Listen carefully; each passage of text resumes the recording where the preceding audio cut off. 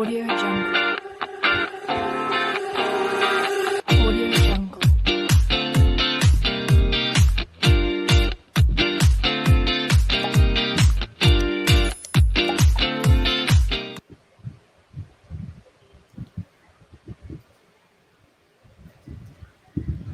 Good evening, everyone. Welcome to Pageant Mag Philippines live chat. So yours truly, Francois Diaz, your pageant correspondent. Joining with me tonight is Rhapsodic Ricky, my fellow Pageant Mag Philippines correspondent. So we are live both on Facebook page and on our YouTube channel. And if you are new to our YouTube channel, please do subscribe and click the bell notification and yes, for more pageant updates, and please also follow us on Instagram, TikTok, and on our Twitter. So we are all in that social media platforms. Okay, and if you have any questions later for our guest, please don't hesitate to drop your questions below at the comment section. Okay, so before we start, let me have you, my fellow host, my co-host, Rhapsodic Ricky, to introduce to us our very beautiful guest for tonight, a candidate of Miss Philippines Earth 2021. Here we go. Take. Okay, so good evening, Mars Francois, and good evening to our televiewers as well. Okay, so our esteemed interviewee tonight is a magna cum laude graduate who topped the pharmacist licensure examination in 2018 and is currently an academic scholar at the University of Santo Tomas. She has a string of pageant titles to her name, including Miss Mandaue 2016, first runner-up, Miss Silka Cebu, first runner-up, Hiyas ng Carrascal 2019, Miss World Philippines 2019 semifinalist, and Miss Bikini Philippines 2019. She is also a YouTuber and the national director of Miss Fit Philippines 2020. This fitness and environment enthusiast is representing the municipality of Carrascal, Surigao del Sur, as she competes for the Miss Philippines Earth 2021 crown. So, friends, a resounding applause for Miss Louise Theunis. Good evening, Louise. Hi, hello, good evening po. We're Yes, so glad to hello, good have you. evening, Louise. We are so glad, and of course, we are very pleasured that we have you on our YouTube channel, of course, and on our Facebook page, rather. How are you doing? I'm good. Medyo maulan lang dito, pero okay lang naman. Kayo naman? Oh, we're doing very well. Hindi naman maulan dito, but a while back, medyo umambon-ambon dito sa Mamboy. amin. Oo. Yan. So, Luis, we believe that the simple introduction that was given to us by my co-host is not really that enough yet. We wanted to know more about you. Can you tell us, something more interesting about you? Okay, well, um, my nickname is actually Lou, although Mm-hmm. yeah, although that's like a long time ago in high school. I grew up in Mindanao and then I took my college years in Cebu and then I landed in Manila because I'm actually taking up my master's degree here. Oh, so far you are in Manila right Interesting. now. Yeah, I'm in Manila right now. In what Oh, part of Manila are you? Are you Uh, are you in our ano what po? part of Manila? Where are you in Manila now? where are you living here in Manila? Right now Where do you live? Mhm. I'm in Parañaque right now. Okay. Mm. So how long have you been here in Manila then? Actually, ano pa lang, 2 years or so. Mm. Oh, so you are taking up masters. If Opo, I masters at oh UST. UST po. Ayan. wow. Oo. Ano yung relation ng masters mo sa ngayon sa Undergrad course. undergrad course mo? Well, I graduated BS Pharmacy, so I'm actually Mhm. taking up master's in pharmacy. Oh, Wow. okay. Aligned. Very much aligned. Very much Yeah, yeah. aligned. So, akala ko something na something na ibang Ibang industry specialization. altogether. Well, Yeah, Yeah. oo. actually, to be honest, I actually wanted to try another specialization, but Oo. I guess I wasn't thinking clearly back then. So parang pinasukan ko lang yung masters na hindi ako masyado nag-iisip. But it's also a good thing because you will be able to acquire the expertise that you know which is mandated for That's the job that you are going to land in the future. That's that's right. true. That's That's right. true. Mhm. Um, You can never haven't go you thought? wrong. Yeah, Uh-uh. haven't you thought of taking up medicine? Since I believe, pharmacy is also a pre-med course, right?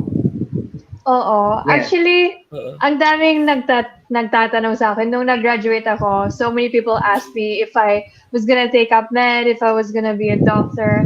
And maybe I thought about it, but then I was Mm-mm. thinking I want to do something else. I want to have time to be able to explore the world, explore the Philippines, and also explore this realm of pageantry, di ba? Sayang naman kung ang busy-busy ko sa med, hindi ako makapageant. Tama. Yeah, yeah, yeah. So why of all the things that you wanted to make yourself busy, pageantry ang naisip mo as an outlet? The same reason why I took to YouTube and the same reason why I'm taking my master's, it's simply to inspire people because I just Uh-huh. want to go on so many different platforms and I want to reach out to anybody I can and influence and bring a positive impact to the world in general. Yeah, Mars, totoo yun. And SOCMED is a very influential medium for you to realize that particular aspiration. That's right, that's right. Oo naman. So, napakalaki ng ng tawag dito, influence Yeah. ng pageantry actually. Napakalaking platform talaga siya.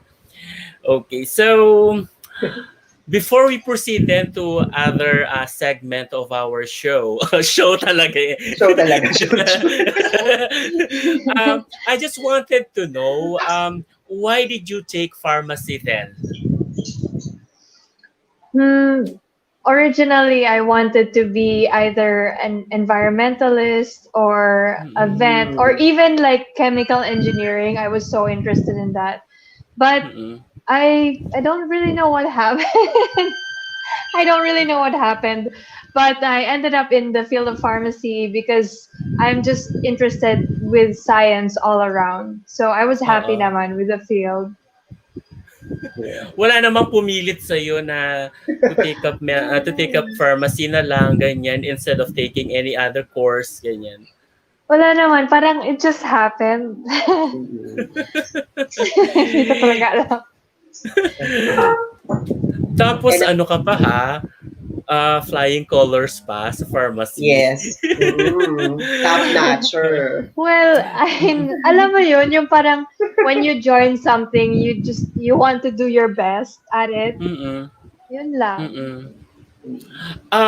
I believe that this is not um, your first time or second time in joining a national pageant, correct? So you've joined previous pageants, and you've become a national director Yeah, for a national pageant as yeah. well, 'di ba? Wala bang parang conflict of interest dun sa joining as a national director to another pageant, 'di ba? Actually, wala po. Because Mm-mm. the Misfit Philippines pageant was a project that me and my friends really envisioned because we were all passionate about fitness. So we wanted Mm-mm. to try and make more of an awareness about fitness. That's why we tried to put up that pageant. And being a national Mm-mm. director of that pageant doesn't conflict with my other Yeah. areas in life naman. So wala Mm-mm. namang problema Mm-mm. yun. And that is Oh, that's commendable, nice. Mars. Oh, that is Oo. commendable when you're able to assume different roles, one being a national Oo. director, and your mandate is a lot different from the role that you assume as an official Mm-mm. candidate. So, yeah, that's a sterling qualification. Diba? Wow. It's like it gives you different perspective na naman kasi alam mo yun like education is not Yeah. purely through knowledge, it's through Mm-mm. experience as Yeah. well. Mm-hmm. You know what, Lou, I'll just call you Lou na lang. Parang yung tawag Okay. sa Sige, naman. sige. Ang dami ng questions. We already have a lot of questions Wow. at the Ay, comment talaga. section. But before we proceed to Okay. that, I have mine first. Go, go. I have mine first. So my question muna sa'yo is basically about your, tawag dito, about your municipality. So we'll go back about the misfit later. All right. So here's my question, Alu. So Carrascal is known for its mining economy. We are also aware that mining business or mining as per se is dangerous to our natural resources. Which which would you stand with? Economy versus natural resources or economy or natural resources? I think that's a really good question because it's tough, okay? Yeah. Because the situation in Carrascal before, or like all over the Philippines probably, is that these practices aren't very well regulated. The businesses can do whatever they want, but that has changed now in Carrascal. As of the past decade, probably we have removed any mining corporations that don't follow the regulations properly, and we really assess what the corporations are doing. And of course we can't help but have a few destructive stages in the very early parts of the mining, pero as much as possible we do rehabilitate the land and we do take measures to reforest and everything and keep the waterways clean. And the thing is, I can't really choose between the economy and the natural resources because what Carrascal does, it brings the economy and the tourism together, the economy and the ecotourism, it brings it together because it's trying to make people realize that we can we can use our natural resources, we can gather what we need or what we want as long as we take care of the environment properly. Mm-mm. Oh, so that's amazing, no? Kasi nga, when we speak of, oh, well, that's a common knowledge to all of us, no? Can you hear me? Yeah. Yeah, it's a Yes. common knowledge to all of us that mining is normally in danger to our environment. So it's good to know that at least somehow Carrascal is doing some protocols, 'di ba? Yes. To well to have a booming economy and at the same time to get more or somehow saving as well the natural resources.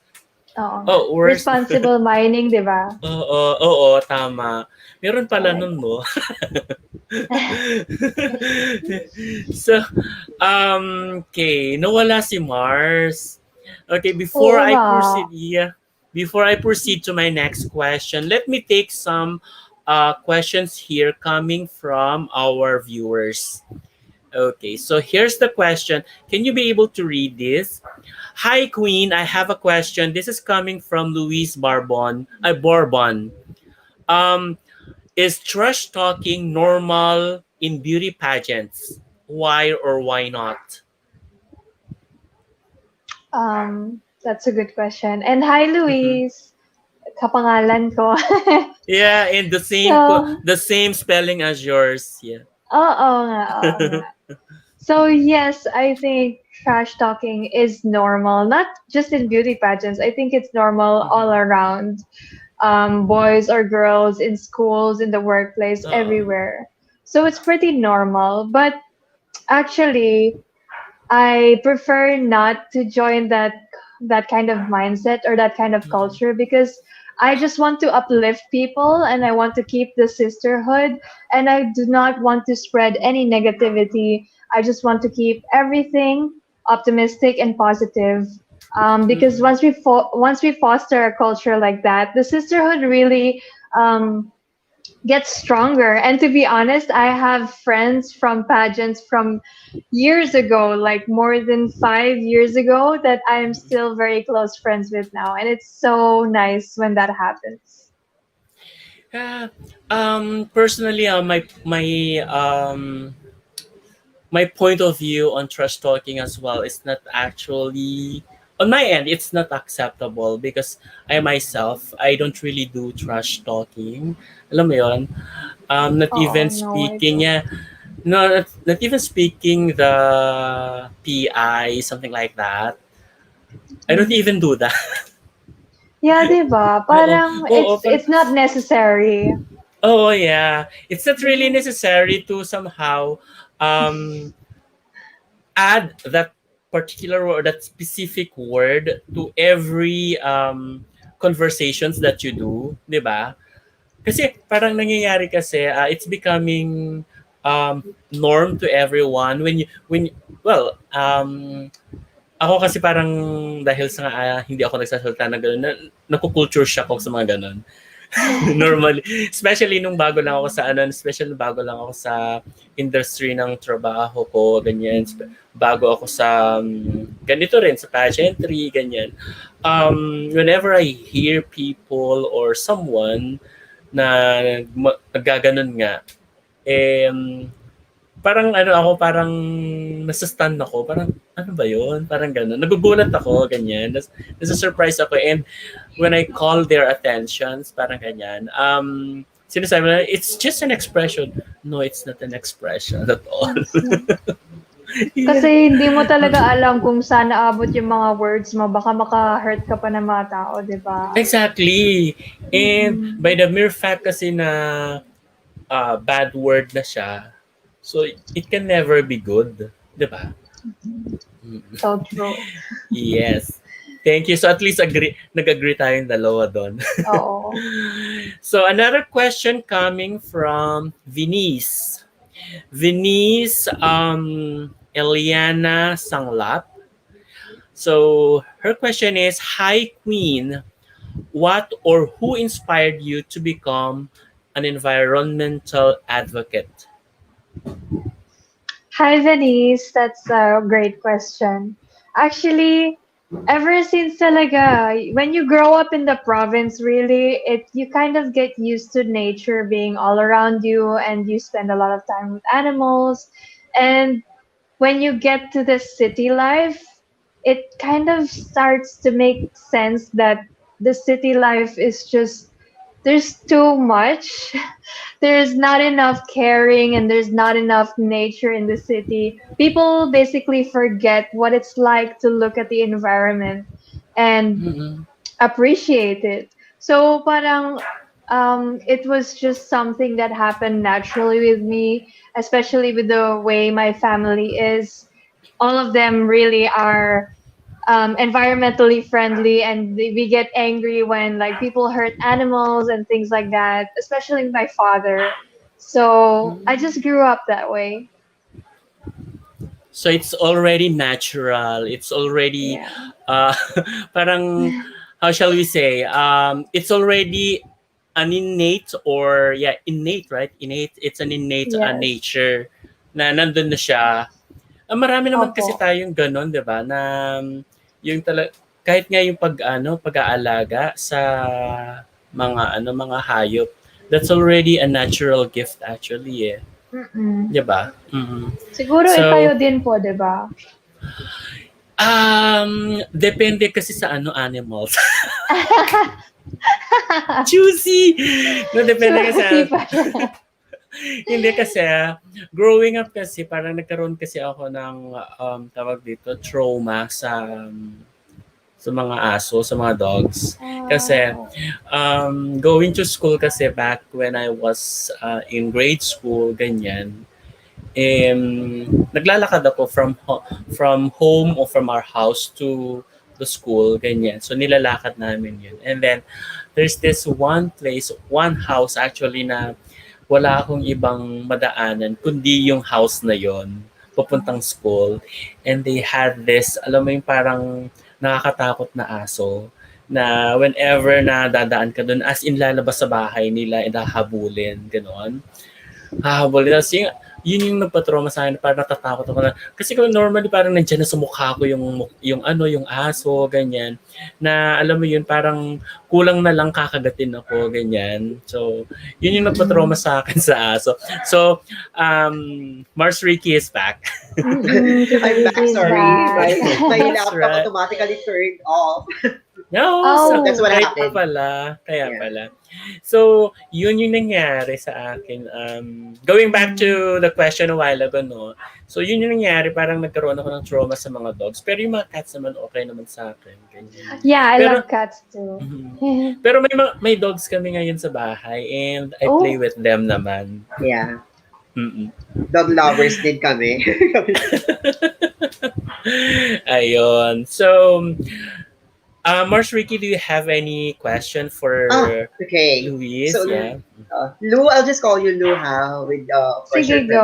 permission. Yeah, okay. So, I have two questions for you. One relates well with your graduate and undergraduate and postgraduate course, no, which both are related to pharmacy. So, what do you think are the skills in pharmacy which are transferable to pageantry? And how did you make the adjustment? Because you are, of course, this one is you are venturing to a different world right now. Actually, the one thing that helps me the most from what we studied during pharmacy now in pageantry is what you call patient counseling. So as a pharmacist, you really have to learn how to communicate properly with your patient, and you're going to encounter all different kinds of patients, like people who can't hear you well, people who don't know as much as you, or people who don't speak the same language. And you have to learn how to take your medical knowledge and be able to translate it to them in a way that they can take it home and they can apply it in their lives. So the same with pageantry, I have to find a way to share my story, to share my thoughts in a way that um, will be inspirational and will be how do you say this? Will be accepted well by the people who listen to me. Yeah. So that's a very substantive response, no? Mars Diba? Francois, with Yes. reference to Lou, tsaka yung iba nating candidates, I noticed that, the candidates, just like Lou, has this very diverse yet multi-skilled individuals, no? So nakikita mo yung Yeah. materials, pero kinakaya-kaya talaga nila. So sabi ko nga eh.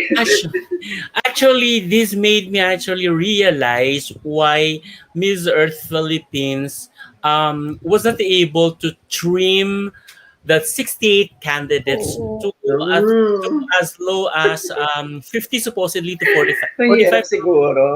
yeah, to 45 to 50 candidates that they usually have every year. This year talaga 68 as in ang dami-dami. Oo. Diba? Nagulat ka din ako eh. Sabi ko, oh my gosh!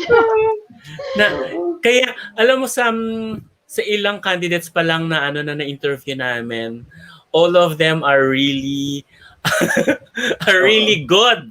Wala kaming masabi.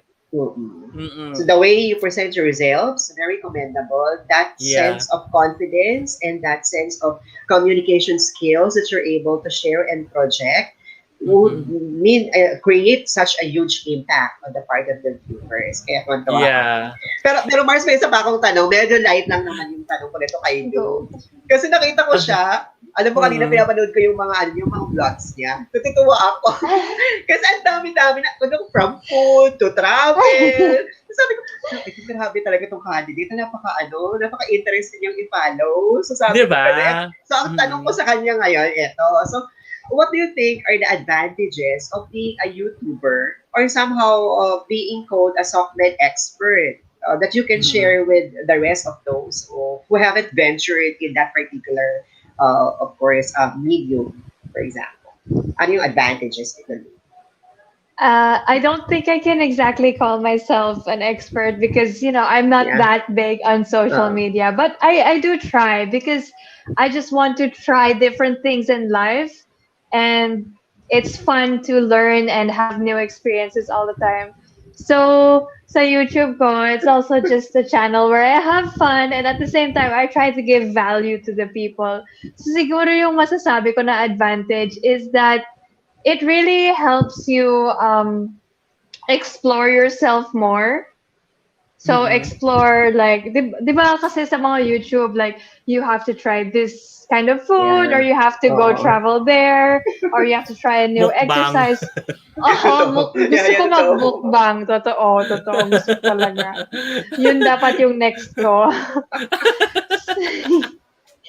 So yun, yung parang you get to explore so much within yourself and you also get to explore so much within your audience because all kinds of people respond to you. Yeah. So it's basically parang ang dami mong friends, ang dami mong kausap. Parang ganon. Ang ganda nga.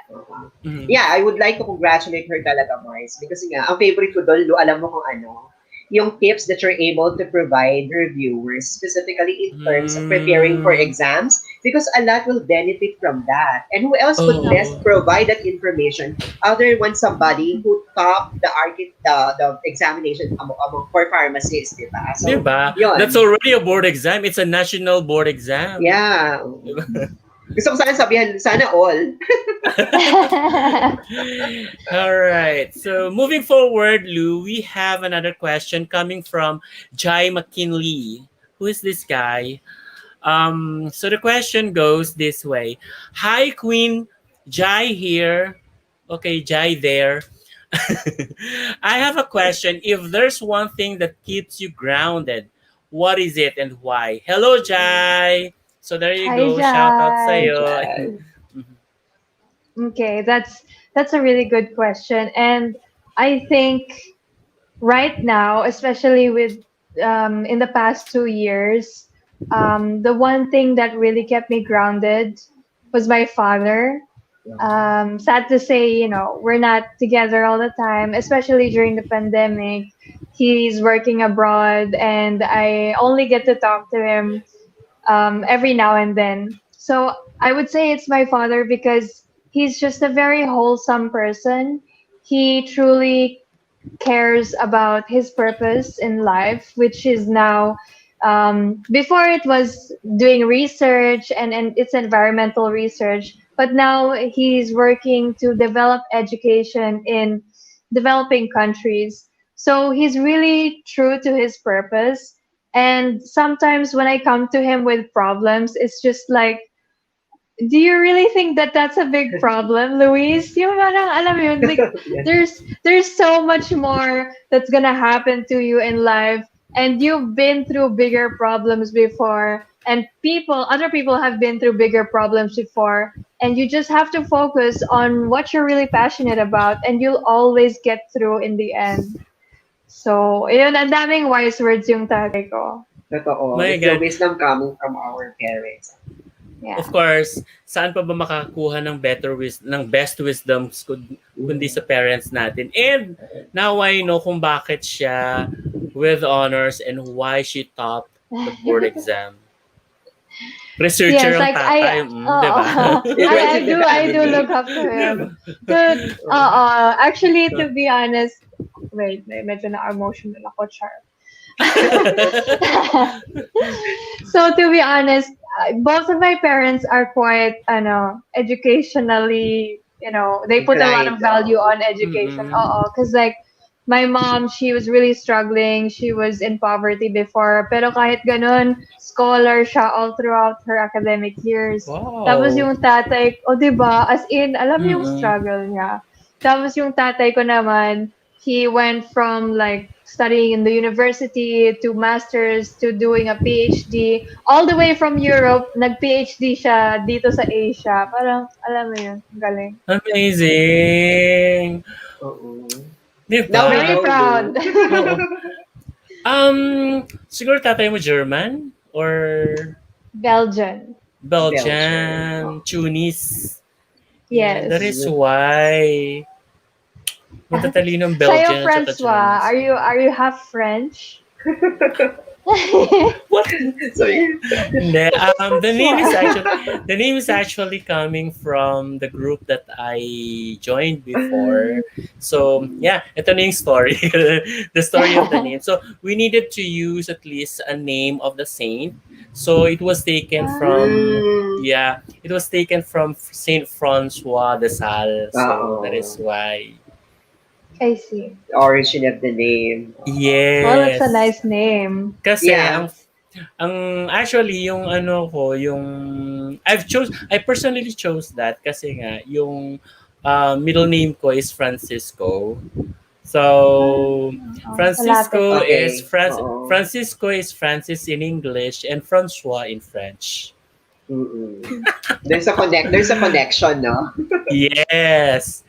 And yeah, ano muna raw pa shout out kay Elro Banawa. I know you know him.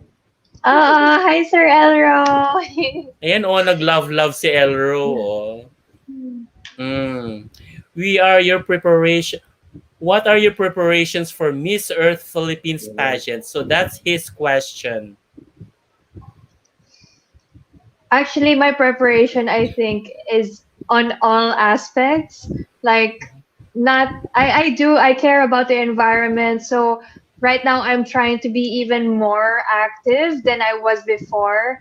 And also, besides that, syempre naman, I always work with my team and we're making the videos and we're making the photos. And then, aside from that, like, I'm actually studying a bit about how the Miss Philippines Earth Organization works or yung mga previous winners, yung Mm. mga Q&A Mm-mm. nila. Kasi Mm-mm. alam mo yun, you're looking up to Yeah. people who were able to win Miss Philippines Earth. Mm-mm. And yeah, Mars? those are actually helpful din. Yes, Mars. Mars, I just want to ask Lou because she already Mm-mm. mentioned about her team. Lou, I'm Mm-mm. just interested to find out when you talk about your advocacy, is it something that you personally chose or it's a product of a collaboration and deliberation with your team? And And how to did you prepare for And it? to Yeah, add, have you been working on that even before pageant, Miss before Philippines Earth? joining Yeah, Miss oo. Philippines. Actually, that's a really good question, and I'm so happy that you asked because Mm-mm. ever since I won Hiasnan Carrascal, I have been representing them in pageants because I kind of fell in love with the place. I'm so proud of it, and they're making progress in all areas of life in all sectors.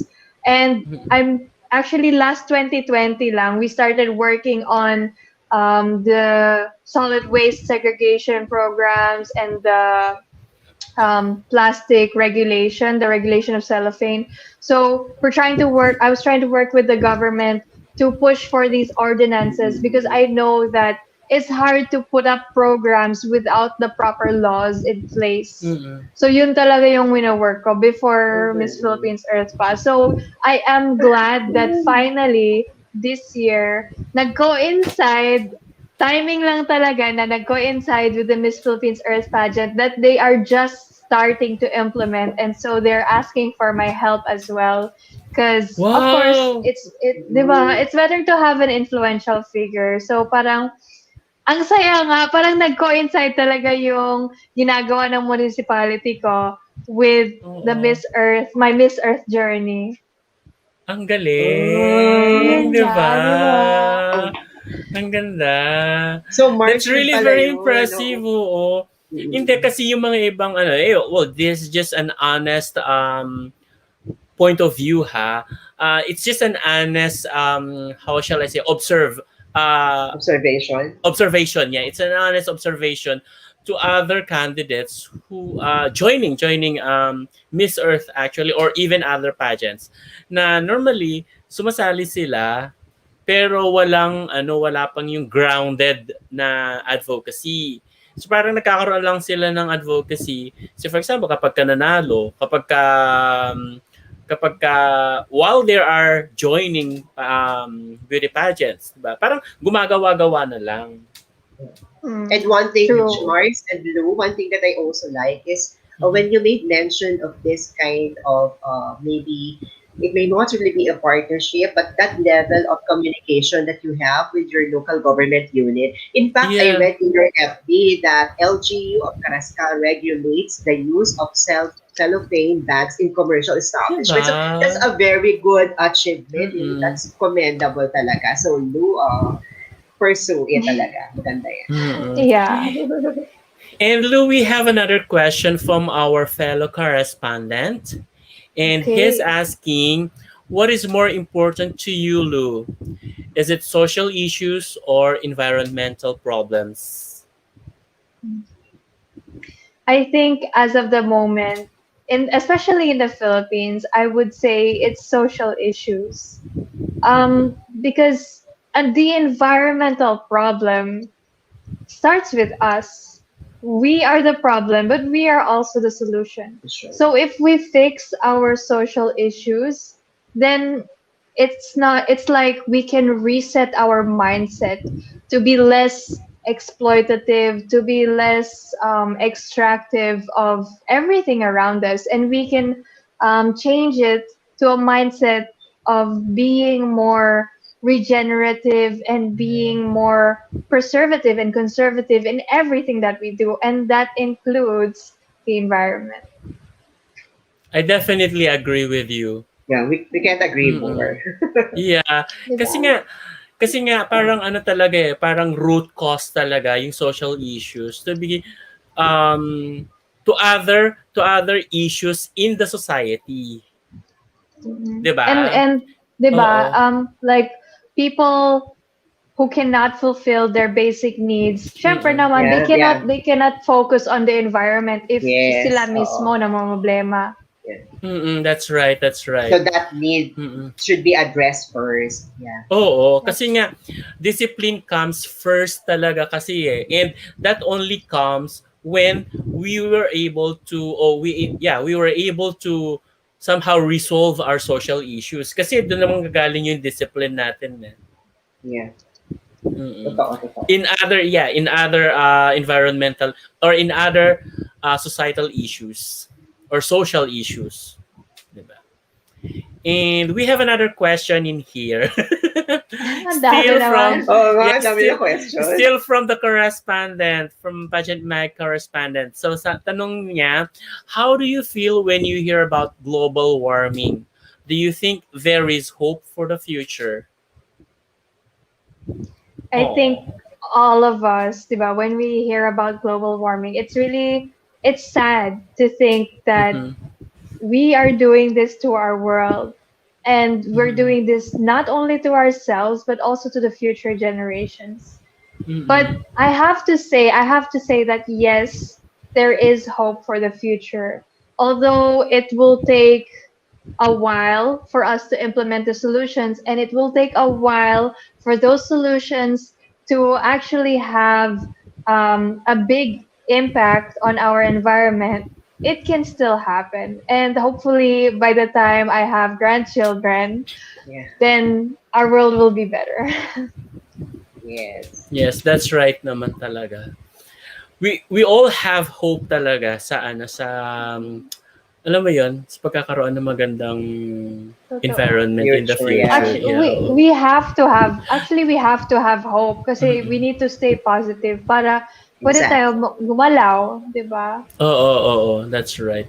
All And we of are us are very clinging thankful. to that. Yeah. And we are very thankful for Miss Philippines Earth talaga or Miss Earth in general. Kasi nga, to be honest, no, itong pageant na to lang talaga yung very alam mo yun, yung that, ano ba yung term ko doon? Sila Adamant. yung very relevant, Ah, adamant, yeah, sa kanilang advocacy. that's Yeah. true. And Mm-mm. and I think that this is actually their main cause as to why they're able to establish this pageant. So it Mm-mm. suits the very purpose as to why it's been launched. Yeah. Oo. Okay. Huh, may questions pa. Ito Okay. naman coming from, ala, gustong ko sa kanilang tanungin ha. Coming from Stephen Dave Raimundo Nicopior. I'm sorry if I wasn't able to pronounce your family name correctly. So this is the question of Stephen Dave. What are the things you learned from this pandemic, and how can you apply it to your time as Miss Philippines Earth? Okay. Thank you for that question, Stephen. Stephen, good. Um, During the pandemic, it's kind of like the world stopped and everything slowed down. So me, I'm I'm really a busybody. So parang gusto ko busy all the time. I don't want to think Yeah. about anything. I just want to be doing things all the time. I want to be super productive all the time. So nung pandemic, parang like everything just stopped. And at first, I was kind of like anxious about everything. But after a while, I realized that it was a good thing to slow down Mhm. because you get to look around you and you get to see what's happening to the world and not just what's happening in your circle, what's not just what's happening in the world around you, but in the whole world talaga. So parang you see people becoming affected by the pandemic, and you also see the environment becoming affected by the pandemic, and you just realize that there's so much more to life than being busy. There's so much more to Exactly. life than just completing your masters or diba, just having one goal. It's There's so much more out there. So parang sabi ko, what happened to my passion about the environment? So during the pandemic, yun, I refound my passion in life and I refound my purpose, and I'm very thankful for that. Yeah. Oh, Very interesting insight, Mars, no? When she made totoo. mention of that. Mm. Hindi siya yung ano, hindi kasi siya yung common answer or sa Yeah. ano bang Eh, tawag doon? Common answer na yeah, what you expect totoo. from, yeah, that you would expect from someone, 'di ba? And that answer, Lou, should resonate because you are very. Mm. It's true when you said that what happens to the world, to the earth around us, what happens to the people we outside in earth on earth. It's a part of our collaborative responsibility, and we are all Yeah. accountable for that. So maganda yung That's so mindset. Mm. 'Di ba? So Yun before nga. I ask my question, so let's have another from Louise Bourbon. I think she loves you so much. According to according to Louise, I'm sorry. Louise is asking, how do you consider living abroad in the future? Mhm. I think I have considered it before. I've considered going back to Europe or maybe Australia, maybe New Zealand, places like that, where you have a good combination of honest work, not like you don't need to be super rich, but you have honest work and you have good neighborhoods and there's nature all around.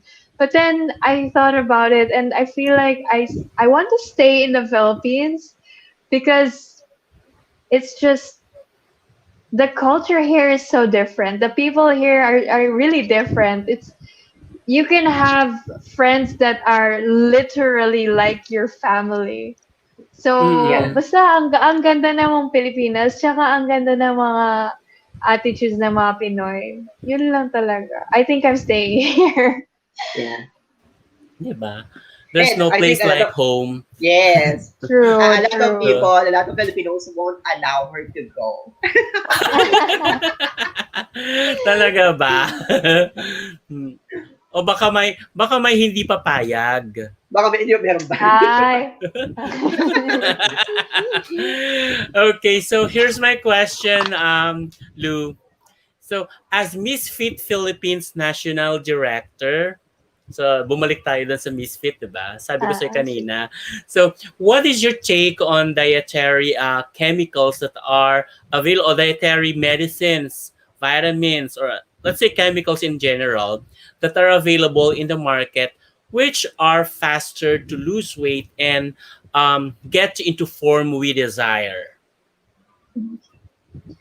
To be honest, I also receive a lot of questions like that on my Instagram, like Mm. what is the best fast burner, or should I take this, or should I take that? And I've even received like requests to collaborate for products like that, and I always refuse because I really don't support the use of such products. A Mhm. lot of the time, they have too much caffeine in them, or they have too many ingredients which aren't exactly safe for the general populations, especially the elderly, or especially those with hormone problems. Mhm. So it's because a lot of people these days, it's similar to the way we think about the environment or the way we eat food. It's a lot of people think short term rather than long term, and it seems like a quick and easy fix, but quick and easy fixes aren't always the best, and they don't give you lasting effects. So the best Mm. thing to do really would just be to have a proper diet and exercise regularly. That's the best supplement, or that's the best magic pill that you can have. Mars, we have to take Diba? her advice, di ba? Kasi, syempre. Oo. Oo, 'di ba? Kasi I can see it kasi na very relatable siya, or very much related rather sa a journey niya ngayon as Miss Earth. Especially kasi if you are a fit advocate, 'di ba? A fitness Yeah, advocate fitness rather, a at, yeah. fitness advocate. Um Normally ang iisipin kasi yung yung quick na na results, 'di ba? Pero meron tayong tinatawag kasi na you are what you eat, 'di ba? So kung ano yung Yeah, pinapasok mo, yun ka, 'di ba? Kung kumakain ka ng baboy, magiging baboy ka, 'di ba? Where in fact, this calls actually to somehow 'di ba? Parang be mindful nagigi of what we be eat. mindful of what we eat and eat what is basically that helps you to become healthy, Exactly. 'di ba? Oo. Exactly. Mhm. Diba? Okay, Mars, so do you still have a question? ah, ano, light question naman ako. Light question. Kasi, Lou, when you join pageantry, parang tapos when Mhm. when you keep on analyzing yourself, no, previous to yours, being a graduate of pharmacy, tapos nag-pageantry ka, no, it's a transition, medyo iba. So, ano yung napansin mo among your aspects na parang kita mo sobrang na-improve ka because you joined pageants? I think I would say it's my self-esteem or Yeah. self-confidence. Kasi dati, as in, sobrang, how do I say, photophobic. Parang takot ako Oo. sa camera, takot ako sa mga photos. As in, ayoko talaga. Kasi sabi ko, you know what? I look better in person. Just don't take photos because I'm gonna look horrible. And yun talaga yung feeling ko. Oo. And that's why I was scared to join Miss Philippines Earth Beat ngayon kasi alam mo naman virtual, hindi talaga yung strong suit ko. Mm-mm. And it kind of hurts because I mean I've had photos before. Alam mo yung coronation na, tapos I've had photos, and then may mga nagko-comment, hala, mukhang bakla, bakit siya yung nanalo? Or yung mga ganun, alam mo yung asakit. But then, Oh, yeah, but then as you go through pageantry, you Yeah. learn to trust yourself more, and you learn to be confident in yourself because only you know what's really going Exactly. on inside. Yeah. Hindi mo alam mm-mm. that day baka nag-breakdown yung babae kaya hindi siya nakasagot ng maayos Oo. sa Q&A, di ba? So, the truth is within you, and you have to stick to who you are. You know? Yeah. At talagang naniniwala kami na sobrang ganda mo. So, of course, di ba, it depends on how we're going to Oo, take 'di this ba? criticism. Mars, we have to remember that at times, true beauty won't be given justice so with just a photo or one shot of a not so good photo. Talagang nasa loob natin True. yan. So, di ba? Ayun, Totoo Mars. naman 'yan. Yes. Okay, so Louise, ay Lou pala. Sorry. We actually Okay. have here a question one of your coming from your supporters. So let me just give you one of the questions na binigay nila, okay? Okay, so Dami here naman. you go. One of the questions. So Question for you. We are in the midst of pandemic and we all know that Philippines is one of the most affected country in the whole world up until now. In connection, we produce thousands of face masks every day. As a candidate, how will you advocate people on proper disposal of face masks? ayon. Narinig Okay. mo, Louis? Oo, oo, Oo. oo. Klaro naman siya. Very good. Okay. Okay.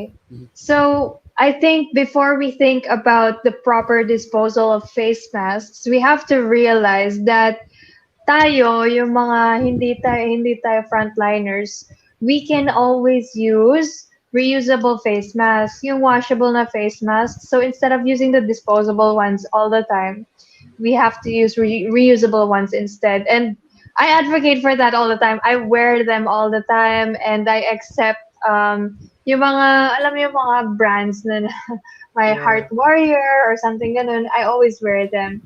And I always try to influence people in my circle that don't use the disposable mask. Kasi paminsan, alam mo yun, your mask is just in the car, but you're too lazy to get it, so you just take a disposable mask. I'm like, no, you go get your mask. Yeah. Like, dinidiman ko talaga.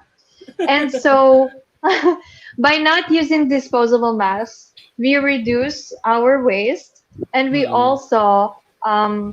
we also preserve the resources or the amount of disposable masks that are actually needed by the frontliners. Yeah. And for the Mm-mm. disposal of that, we are still looking for ways. There's actually research going on how to maybe incinerate it or maybe reuse it somehow, recycle it somehow. They're still Mm-mm. researching ways on how to properly get rid of these disposable masks. Mm-mm. Kahit face shields. Oh, kahit yung Mm-mm. actually may mga tao yung parang alam mo yun, like when I take my morning walks, sometimes I see face shields on the road and Mm-mm. chine-check ko talaga, kinukuha ko talaga, chine-check ko kung okay pa siya, kung okay pa siya Oo. gamitin, dalhin ko siya sa bahay, i-wash ko lang, tapos Oo. gamitin ko ulit. Yeah. Ay, Di nako ba? po. Oo. Ah, ano naman siya eh, parang for me kasi reusable pa rin naman yung yung face shield. Reusable talaga Hmm. eh. Kaya nga hindi ko alam Oo. bakit nire-replace Kailangan na pa lang palagi. ulit-ulit, di ba? Oo. Sana may nabibili nung na lang, yung parang plastic na lang na ginaganon. Hanggat maganda pa naman yung parang handle niya, di ba? Hmm. Parang may So may ganyan ano style na pa, yata, Mars. wala pa ata eh. Wala May isa pa. pang question. Last question na Go. lang to from your supporters.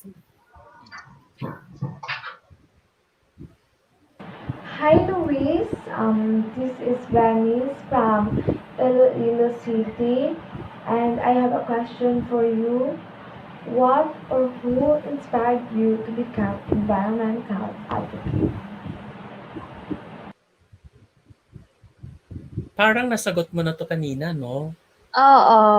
I Oo. kind of did. I can answer it Mhm. again if you want. Okay. For the sake of the question of your follower. Yeah. Okay, isagutin ko lang ulit. Sige. Okay. So okay na. Okay na, wag na lang kasi nasagot mo Ay, na rin wag na lang. naman. So, Sige, i-rewind nyo na lang. Oh. Kasi may question dito si Stephen eh. Ito yung Okay. question ni Stephen eh. Mahilig magtanong si Stephen, masipag. What are the Oo nga. difference of Filipino women then Then and and now? now. Mhm. Mhm. So the difference between Filipino women then and now, I think, is one that we are way more outspoken than we used to be. Mm-mm. 'Di ba? kung Mm-mm. napapansin nyo, it's kind of like we have found our voice. And although um, we still really follow the conservative culture, and we still, the conservative culture of the Filipinos naman, alam mo naman sa mga babae. Mm. And Mm-mm. yet, you see a lot of Filipino women being strong and independent and just being out there and like showing their power and showing their confidence to the world. So I think Mm-mm. that's a big difference from how we used to be just timid and quiet and Mm-mm. conserved. I think it's I beautiful agree. actually. Yeah. Yeah. I have nothing more to say about that. Yeah, so yeah. Yeah. Yeah. So Okay, so let's proceed, Lou, on our next segment. Okay, interesting meron. segment. Yeah, this is very Okay. interesting. So it's Ano actually an to? activity wherein you will be choosing number. You will be choosing numbers from 1 to 9. So we'll be asking you to choose at least three, right? Three. Yeah. Okay. So and then on each number there is a corresponding image. Okay, and then all you have to do is well, you can react, you can give your reactions or opinions Yeah. on a particular image that you see on the screen. Okay, Okay. all right, Okay. so are you ready? Yeah, yeah, yeah. Okay, There's no way so for you not to be. wala naman akong choice eh. Alangan sabihin kong wait. That's right. So here we go. Okay. All right. So we have 9 numbers. Oh, why is that? Ay, joke. I'm sorry So about this. I that's wasn't. a giveaway photo. That's a giveaway Yes. photo. That's one of the photos actually. Oh my god. One moment. Hmm. Hey. Hey. Just give me 1 second here. Let me just Okay, no mhm. worries. Uh-oh. There you go.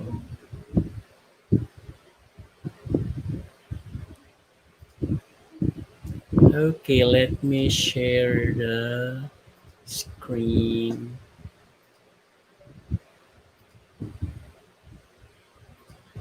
Mhm. Yun. Oh, mali siya. Mali ang nilalabas niya.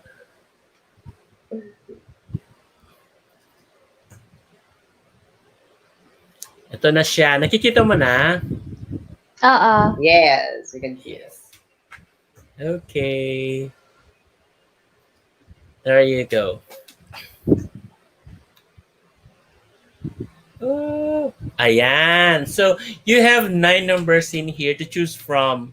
So, you just have to choose one muna, but you're going to choose three, di ba? Uh-huh. Yes. Okay, so So, what's your first pick? I pick number one. Number one. Ay, there you go. It's Benham rice. Benham. Ay, wait lang. May message. Benham rice. Mhm. Okay, I actually haven't heard of this. Do you mind if you give me some background information? Oh, Benham rice is actually one of the um how shall we say natural resources or at least territory that was given to the Philippines like last year or 2 years ago. So there is some studies that Benham rice could actually um, is a potential island or place to produce oil due to coal, I guess that's in it. So that's Mm, it's I basically see. located in the Pacific. That right now Chinese are trying to. Kaya Mm, okay, so thank you for that. mm, I think for the Benham rice, I think if it's a source of oil and source of oil for like fossil fuel or coal mm, production, then I think it's a source that is best left alone. For one, I can see that there is a good ecosystem going on already here, so I would love it if it was Yeah. not disturbed. And mm. secondly, I don't think we need to go in search of more fossil fuels or in search of more oils, but rather we need to turn the other way and look at renewable energy resources instead. All right. Yeah. Thank you. Good response. 'Di ba? Okay. Galing, 'di ba? So next So next number. number four. Number 4. La Mesa Dam. Sada. Okay. So can I ask for some background information on this as well? Okay, so this is one of the biggest source Yeah. of water in Metro Manila, and particularly in NCR. So this photo is actually taken during La Nina. I know, I'm sorry, El Nino It's rather. Ellie. Um, Mhm. okay. So it appears that La Mesa Dam is an important source of water Yeah. for the people in NCR, diba? Yes. Yeah. Quezon And City. it's being affected by the drought season. So Mm-hmm. that's why we experience, diba, paminsan yung mga water shortage. Actually, Yes. I did not coming to the city, I did not think it was possible to have water shortages. Akala ko sa probinsya lang yun eh. Mm. Mm, But yeah, so it just goes to show that wealthy regions or like wealthier regions, even compared to the more impoverished regions, everybody is being affected by environmental issues. Everybody's getting affected by climate change, especially. mm, And that just goes to show that everybody, no matter where they are in life, no matter their circumstances, needs to do their part in helping protect the environment. yeah, 'di ba? Yeah. Mm. Oo. Actually ako naman, yung sa water shortages, no. I've never felt that in the province nung nasa province ako. Mm. Siguro dahil yung ano, yung source of water namin maganda. Um, Ah, oo, kasi though yung sa ano kasi, I mean, never experienced personally kasi yung mga ibang ano namin, mga ibang tawag dito, siguro kapitbahay, ganyan. Kasi 'di ba sa probinsya yung normally yung source of water yung deep well, 'di ba? Kaya yung oo. poso, Oo. Oo. alam mo Yeah. yung Opo, poso opo. Mars na ano, gumaganon, ginigiling na Opo, ganon. yung Ah. ganun. Oo, ginaganon. Tapos iba pa yung pinapump na ganyan, yung pump well, 'di ba? Mm. Iba pa yun kasi. So sa amin kasi yung deep well na ginaganon, kaya ginaganyan nila Ah, ng ano, ng may tali, ganyan tapos binabagsak sa oo, baba, Yeah. oo, Oo. ganon. So ganun kasi yung sa amin and yung ano kasi yung deep well na yun ay napakalinis ganyan and napakatagal na sa amin ganyan nung siguro time pa ng lolo ko ganyan. mm. And Ang ganda kapag ka naman.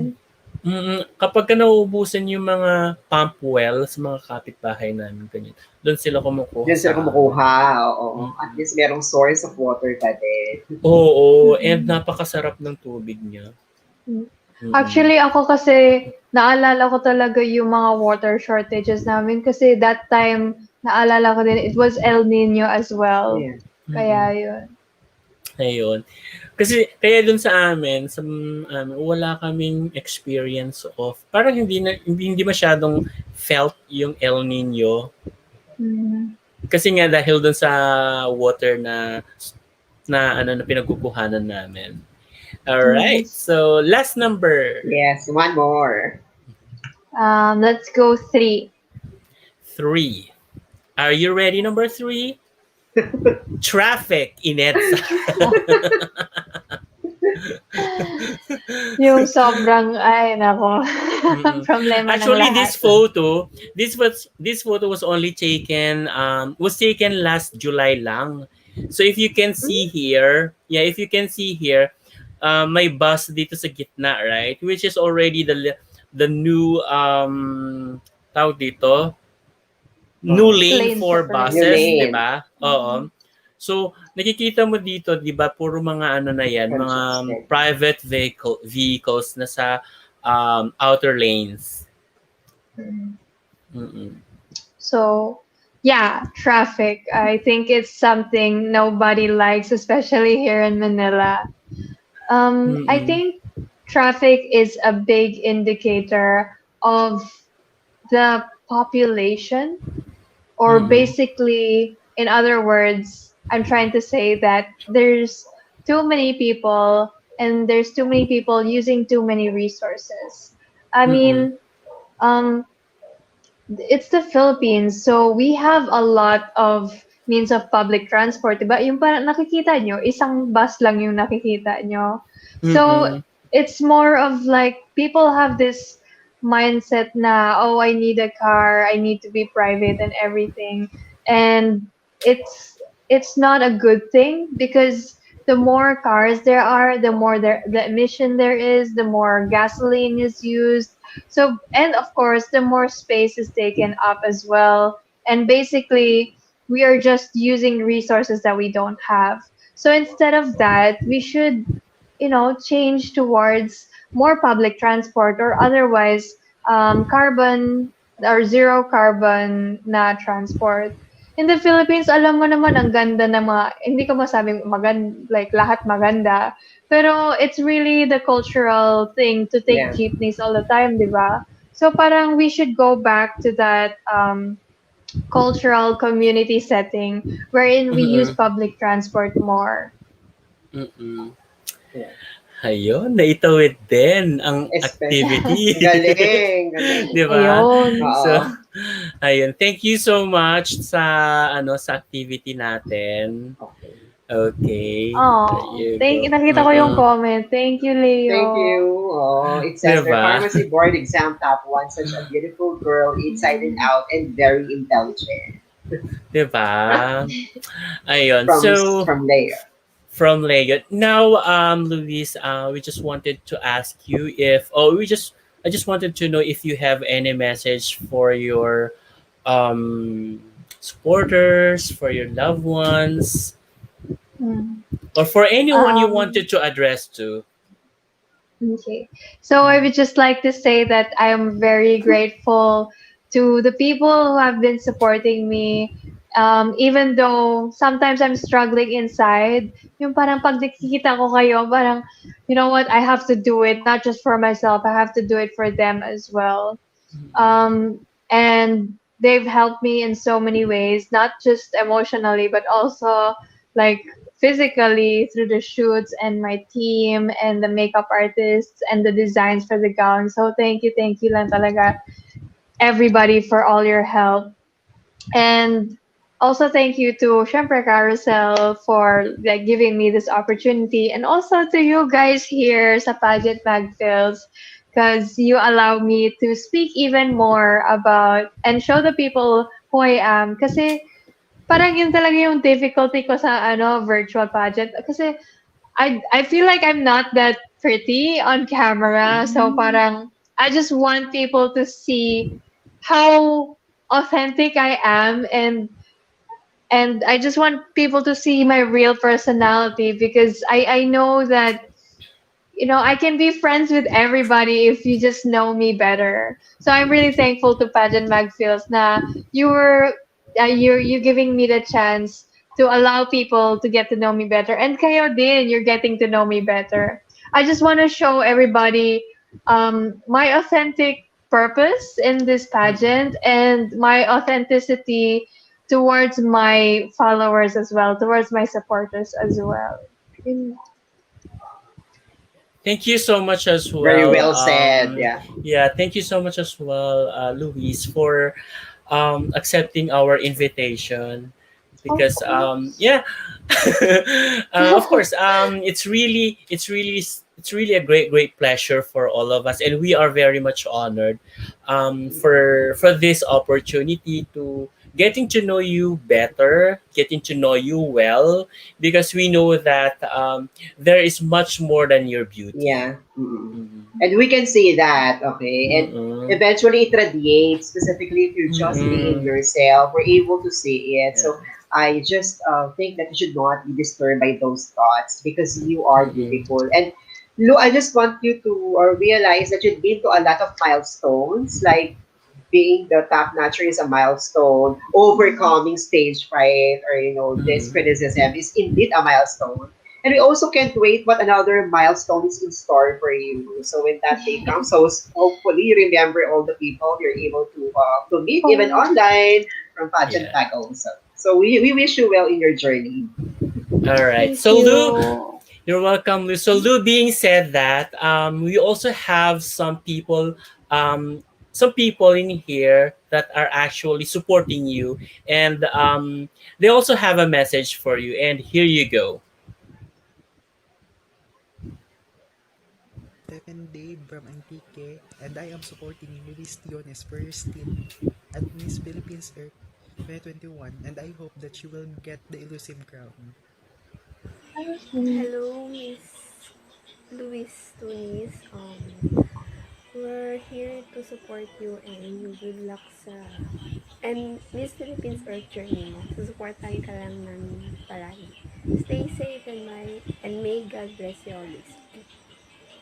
Yes, this is Bruce Pe, and I wish you all the best in your journey in Miss Philippines Earth. And no matter what happened, we and your fans and supporter are always here, supporting and cheering you all the way. Laban lang. We're always here for you. Love you. Mwah. Best wishes to you, Ate Louise. We are all proud of you and we thank you for the great work and effort you are giving in this competition. God bless you and good luck po sa laban. All right. So there Wow. you go. Okay. So once Thank again, you. you're welcome, Luis. Ba't parang gumaganon ka? Kasi walang, Oh. alam mo yun, like, I never got anything like that. I mean, sometimes Oh. I get it through messages, like, yung messages lang na chat. So, parang iba Mm. talaga pag nakikita mo na Totoo. nagte-thank you. Oo. Oh. Sige, punas Support ka. muna. Kita mo, beautiful ka pa din. Di Oh, ba? beautiful. Mm-mm. Ayun. So, thank you so much. Do you want to plug anything? Your social media platforms, social media Okay. accounts? Uh-huh. So I would just like to invite everyone watching today to follow me on my social media accounts as you support me through my Miss Philippines Earth journey. So I have a Facebook page, just search Louise Tunis. I also have an Instagram account, just search at Only Louise. I also have YouTube, which is just Louise Tunis as well. And of course, you can download the Ecosystem app where you can keep updated on our events and also vote for me. All right. Thank you so much. Thank And we would you. like also to ask everyone to please continue to follow and please follow our YouTube channel and continue to support our page as well by following and liking our page, Facebook page, YouTube channel, follow our Instagram account and TikTok. So we are also Yeah. on Twitter. So please do follow us for more pageant updates. All Yeah. right. Do support Lou and the rest of the Miss Philippines Earth candidates. And Lou, Yes. Sunday has always been very special, but you're able to make our Sunday extra special. So thank you so much for being with us. Yeah. Right. Thank you so much din sa inyo. Yes. To all our viewers, thank you for staying with us. Thank you for tuning in, and we hope to have you once again on our next episode. Bye.